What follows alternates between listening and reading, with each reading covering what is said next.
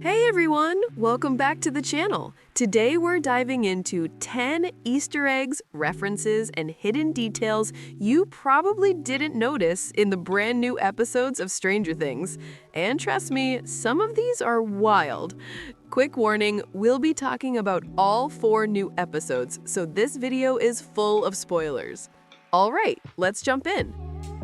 10. Holly and a Wrinkle in Time. Early on, we constantly see Holly reading A Wrinkle in Time. And at first, it looks like just a cute character detail, but it's actually way more than that. If you know the book, the story is about a young girl who travels through time and dimensions to save her father from a spreading dark force. Sound familiar? Stranger Things literally mirrors that. Multiple dimensions, time, a growing evil, and a child trying to rescue someone. With Holly ending up in the 1950s Creel house, plus all the season's time travel hints, this book might be foreshadowing something much bigger. And the show keeps doubling down on the concept, from flux capacitor jokes to Mr. Clark explaining wormholes. Is the show preparing us for a time travel plot twist? Only time will tell. 9. Holly in Wonderland. Episodes 2 and 3 basically turn Holly into Alice in Wonderland. Think about it. She follows Henry through a strange, colorful dimension. She sits at a long table for tea. She gets mysterious handwritten letters. She's wearing a blue and white dress. And the show even has an Alice in Wonderland poster hanging on the wall, just in case we didn't catch it. Henry even looks like a twisted version of the White Rabbit with the pocket watch. It's clear symbolism. Holly is a lost girl in a world that looks friendly at first, but is hiding something sinister underneath. 8. Will singing Should I Stay or Should I Go? Get your tissues ready. In a flashback to 1983, Will hides inside Castle Byers, quietly singing Should I Stay or Should I Go to himself. It's not just nostalgia, it's emotional storytelling. That song was Will's anchor in season 1, the song that connected him to Jonathan. Bringing it back now shows that the ending of the series is circling back to where everything began, with the Byers brothers trying to hold on to each other in the darkness. 7. Murray's engaging pun. Murray Bowman is back with the dad jokes and chaos. When he hands Jonathan a jazz cassette, he says, "I think you'll find it quite engaging." At first it sounds like sarcasm about jazz, but later we learn he literally hid an engagement ring inside the cassette. Classic Murray. And if you remember his pull-out joke in season 2, well, this is very on-brand. 6. The 88 dB reading. When Steve and Jonathan operate the new radio device, Jonathan waits until the monitor hits 88 dB before saying, "Go." That's 100% a Back to the Future reference. The DeLorean must hit 88 miles per hour to time travel. But here's the thing. This season keeps teasing time manipulation. So using that specific number isn't just a funny nod. It's probably a hint that this van and radio system might play a role in crossing time or dimensions. The Duffers love their symbolism. 5. Will's Coca-Cola Classic. In one scene, Will buys a Coca-Cola Classic from a vending machine, which is a tiny but very accurate detail. In 1987, Classic Coke had just returned after the failure of New Coke, but symbolically, it's all about going back to the original. Just like Coke returned to its roots, Stranger Things is returning to its season 1 style. The small town, the mystery, the intimate character dynamics. A subtle nod, but a meaningful one. 4. Murray's fake name, Austin Milbarge. When Murray tries to bluff his way through a military checkpoint, he introduces himself as Austin Milbarge. This is actually the name of Dan Aykroyd's character from the 1985 comedy Spies Like Us, a smart but chaotic spy who constantly gets in over his head. Sound like anyone we know? It's the perfect reference for Murray, a brilliant conspiracy guy who somehow ends up in real secret missions and barely survives them. 3. Holly's An American Tail poster. Holly's bedroom has a poster for An American Tail, the animated movie about a small child getting separated from their family and trying desperately to reunite. That is literally Holly's entire storyline this season. She's alone, lost in a world she doesn't understand, trying to find her way back. It's heartbreaking because the show is telling us through set design that Holly isn't trapped. She's wandering, searching, hoping her family's looking for her too. 2. The Real Phone Number. In episode 1, we see a missing person poster for Jane Hopper, and the phone number on it is actually real. If you call it, you get a pre-recorded message from the Hawkins Police Department telling you to report sightings of Jane. It's a clever, old-school marketing move, just like the 1980s movie promotions, where phone numbers actually worked, like the original Ghostbusters hotline. It makes the world feel a little too real. 1. Jonathan's The Fall t-shirt. Our number 1 spot goes to a detail that's both cool and kinda terrifying. When Jonathan climbs that dangerously tall radio tower, he's wearing a t-shirt for the punk band The Fall. Sure, it matches his music taste, but symbolically, he's climbing something extremely high. He's wearing a shirt literally called The Fall. Yeah, this might be some dark foreshadowing. Or maybe it's just a visual joke. Either way, it definitely stands out once you notice it. And now we're diving deep into the biggest Stranger Things theories the show has ever set up. Explained, decoded, and broken down piece by piece. From Will's powers to the upside-down wall to what really happened to Henry Creel.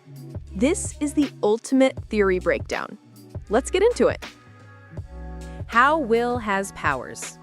Ever since season 1, Will Byers has been a passenger in his own nightmare. A kid who didn't choose any of this, but somehow kept getting dragged deeper into the upside down. But now we finally have an answer to the question fans have been asking since episode 1 of season 5. How does Will have powers at all? To understand it, we need to go back, way back, to the night Vecna marked him. Season 5's prologue makes it very clear. Vecna didn't just infect Will, he implanted something in him. A seed, a fragment, a tether, call it whatever you want. But it functioned like an organic antenna connecting Will to the Mind Flayer hive mind. And it didn't start the season. We've seen hints since season 2. Will feeling cold spots, sensing the Mind Flayer's presence, knowing when danger was coming. But the biggest twist? A reveal hidden not in the show, but in the official stage play. Stranger Things: The First Shadow, which season 5 references constantly. The play confirms that after Henry Creel spent time inside Dimension X, he came back different. Different blood type, different biology, different potential. And that blood? It became the secret ingredient Dr. Brenner used in the Rainbow Room.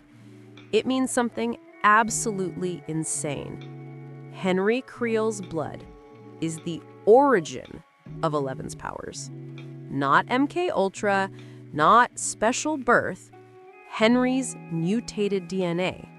So when Vecna implanted Will in season 1, what he really did was give Will the same biological twist, a drop of the same corruption that powered Henry and shaped Eleven. When Will wipes his nose after a psychic surge, that might actually be Vecna's blood seeping out. But here's the important part. Will's powers aren't the same as Eleven's. The Duffers confirmed in interviews that Will cannot move objects, cannot open doors, because those things are not part of the hive mind. Will has hive-based psychic perception. He can feel the network, but only in proximity to Vecna. And the reason he's only accessing this now, because he finally overcame the emotional block he carried for years, his fear, his repression, his self-doubt. Robin helped him break it. He stepped into his identity, and just like that, the wall cracked. But these powers come with a price.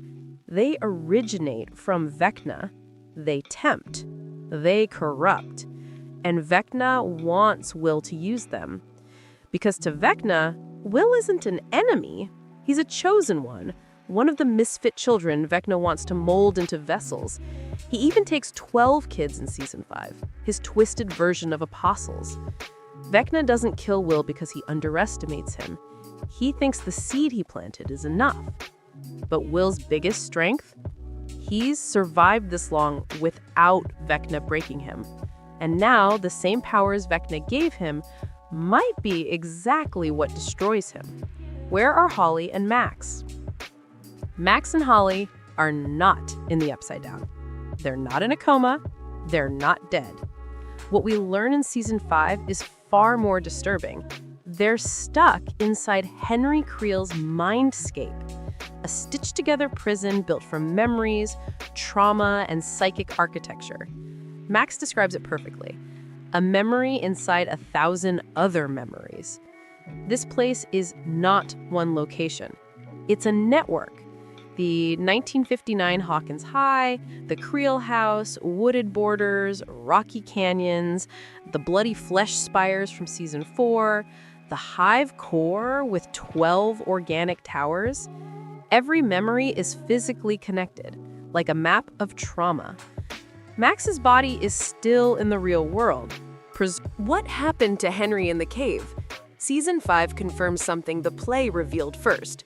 Henry Creel did not become Vecna inside Hawkins' lab. His transformation started years earlier, inside a cave in Nevada. Here's how it played out. Dr. Brenner's father worked on the USS Eldridge, the ship from the real-world Philadelphia experiment conspiracy. According to the Stranger Things continuity, the Eldridge was pulled into Dimension X. When Brenner's father returned, he was the only survivor, altered by exposure to the shadow entity. Brenner spent the rest of his life trying to replicate the event. During one experiment in Nevada, a scientist defected, stole key technology, and hid it inside a cave system near the town of Rachel. Young Henry Creel, restless, brilliant, already disconnected from the world, finds the device while exploring. It activates. He is yanked into Dimension X for 12 hours. There, he encounters the formless shadow entity, the future Mind Flyer. When he returns, he is fundamentally changed. New blood type, altered physiology, psychic abilities, a mind cracked open to darkness. This is Henry's original sin, the moment he loses his innocence, the moment he becomes a conduit. The caves Max now lives in are those same caves, a closed loop of trauma. And the final episodes of Season 5 will return to this origin point, because to kill Vecna, they must unravel the moment he was born. What is Dr. K using Kali for? Dr. K isn't hunting Kali because she wants to hurt Eleven. What she wants is much more strategic. Kali's ability isn't telekinesis, it's psychic illusion, the power to rewrite someone's perception of reality. A weapon like that can defeat anyone, even Eleven. Imagine forcing Eleven to see Hopper dying, or Mike screaming, or Will being torn apart. She'd freeze, she'd break. But Dr. K isn't only interested in weaponizing Kali.